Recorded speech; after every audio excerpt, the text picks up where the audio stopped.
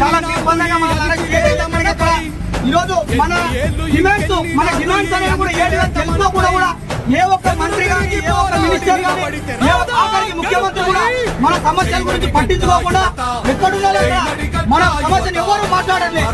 మనం డిమాండ్ చెప్పడం ఈ రోజు ఈ ప్రభుత్వం ఏర్పడడానికి కారణం ఎవరంటే కార్యకర్తలు కొన్ని మీటింగ్ లో కేవలం నిరుద్యోగుల వల్ల ఈ ప్రభుత్వం వచ్చిందని చెప్పి ఈ రోజు నిరుద్యోగుల గొంతుల పైన కాలేజ్ తొక్కుతున్నారు. ఇది చాలా దుర్మార్గం. ఇంకొక విషయం ఏంటంటే ఈ పోలీస్ అధికారులు కూడా మేము వేడుకుంటున్నాం. ఏం వేడుకుంటాం అంటే సార్ మీరు కూడా మాలాంటి పరిస్థితుల్లో నుంచి వచ్చారు. అక్కడ మా తల్లిదండ్రులు ఈ రోజు వాళ్ళకి తినడానికి ఎంత కష్టం ఉన్నారే. మా కొడుకు జాబ్ కొడితే మా భవిష్యత్తు మారుతుందని కాంచుతో మమ్మల్ని సిటీ పంపించారు. మీరు మమ్మల్ని ఏం చేస్తారంటే పొద్దురు అరెస్ట్ చేస్తారు. మేము ఒకటే కోరుకుంటున్నాం సార్, మీ అందరినీ దయచేసి మా బాధను మీరు కూడా అర్థం చేసుకోండి. ప్రభుత్వ అధికారులకు కూడా తెలియజేయండి. మేము ఎంత మంది దాదాపు 50,000 మంది వచ్చినాం ఈ రోజు టీఎస్పీఎస్ దగ్గరికి. అయినా